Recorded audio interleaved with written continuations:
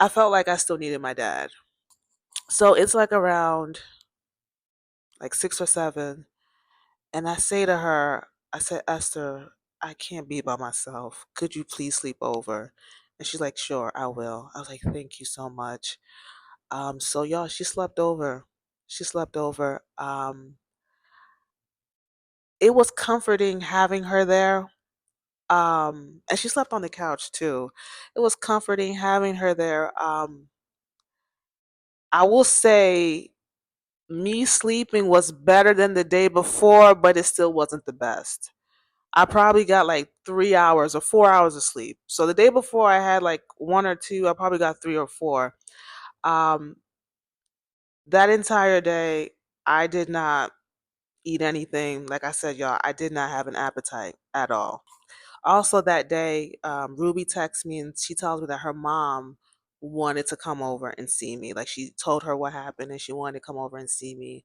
She wanted to see if I was available. I'm like, definitely. So I knew her mom was going to come and visit me. So when it comes to the timeline of Ruby's mom coming to visit me, y'all, I don't know what I wrote in my notes. Actually, I do know what I wrote in my notes. I wrote that she came on the 18th, but that was the same day that Esther came. And I know when she came, which is Ruby's mom, Esther wasn't there.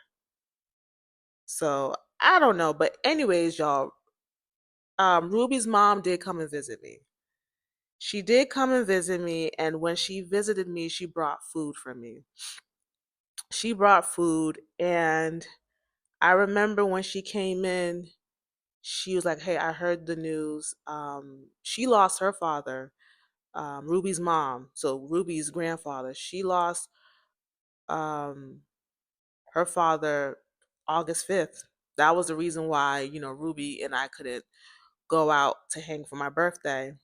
So she's like, she knows how it feels. She has lost siblings as well too, and she's like, she knows the pain, and she was like, I want to pray for you.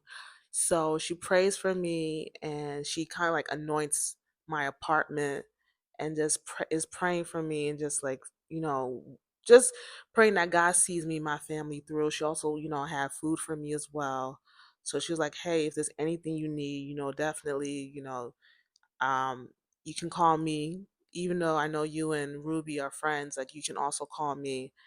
And but one thing she said to me during her visit that really stood out was when she said that the time that she was losing, like losing her siblings, she cried out to God in church that God, please take this pain away, take this pain away. And she said God did exactly that.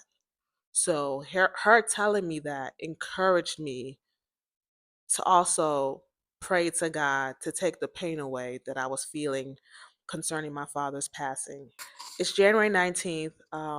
Ruby comes and visit me. She goes like grocery shopping for me. She's like, "Hey, what do you need? You need water? I needed laundry detergent because I ran out." But that had nothing to do with anything else. But she just wanted to be there for me and support me as a friend. So she got laundry detergent, water. I think she got some other stuff for me. I think like paper towel or whatever. Esther was already in the apartment. Um, Ruth, she came after class because she had started the semester that day. She came after her classes. All of us were in the apartment. We were all talking. And I didn't want to talk about my dad every single moment because y'all, it was really messing with me emotionally. So I kind of just want to talk about some other things. Ruby had just came back from her trip, so we're talking about that. I think we're talking about some other things. They were asking me like, "Hey, Adriel, have you had any food?" I was like, "No, y'all, I did not eat. The last thing I had was those chips, y'all, from Sunday. So, and that was the 17th. So, 18th, 19th, I didn't eat anything. I was not hungry. They're like, Adriel, you need to eat. You need. I'm like, y'all, I'm not hungry. Like, I don't have an appetite to eat whatsoever. And she was like, hey, and I told Ruby, I'm like, hey, your mom brought me food, but it's like, yo, I really don't have an appetite to eat. So that was that. I remember at this time, I'm still talking to my family and friends, and they were making arrangements. Now, here's something that happened when I was talking to my mom. She did say that they haven't yet identified the body. So in my head, I'm like, oh, they haven't identified the body. Oh, that may not be daddy then. I'm like, that may be someone else. So there is hope. There is hope that my father is still alive somewhere. And I remember telling them, and they were kind of like, I can tell in their face that they were like, okay, y'all, like, let her just, have that moment of her thinking that her father didn't pass away because they didn't identify the body. But they knew exactly what was going on, especially with Esther. Um, she was like, Adriel, it's common to be in denial when you are when you experience something like that, right? So I guess she didn't want my hopes to be too high, just in case it was my father. It ended up being my father though. But I was in denial. Like, yo,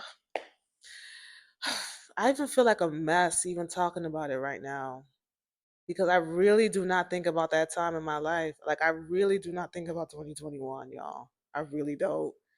I try not to think about 2021 because it was a lot for me. It was a lot, especially starting the year off with my dad dying. It was a lot. So, yeah, so that was what happened on the 19th. I, get a visit from Ruth, Esther, and Ruby. Also on the 19th, I need to mention, I do get a text from Crystal. She says, "Hey Adriel, heard what happened. I got a text from LA friend. I'm so sorry for what you went through. I'm so sorry. Hey, are you still in Atlanta? Can we meet up? I want to see you." And then I responded to her like, "Yeah, I'm still in Atlanta." I told her I don't feel comfortable driving because yeah, I didn't leave my apartment. I stayed in my apartment. I don't even think it was even wise for me to even drive. But she was like, um, no, I was like, yeah, I'm still in Atlanta. But I'm like, I don't feel comfortable being in a restaurant or public place. Like, is it possible for you to come to my apartment? She was like, sure. Hey, just send me your address. And I sent her the address. She said it's tomorrow, which was the 20th. Is that a good idea, or is that comfortable with you for me to come tomorrow? And I said, yeah. So we scheduled a time. It was probably like around 3 or 4, something like that. Some afternoon time.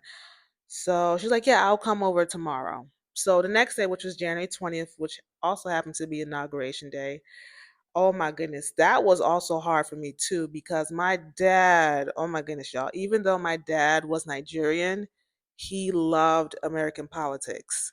So I remember even the election, just us having discussions about the election, and even he was like, "Man, just let's just wait till inauguration time. Let's just wait till Biden gets into office. Let's see what's going to happen." He didn't even get to witness that because he died, you know. So watching the inauguration, that was hard. Um, and but we watched it, me and Esther, and we were just talking about what we saw and everything. Later on that day, um, I get a visit from Crystal.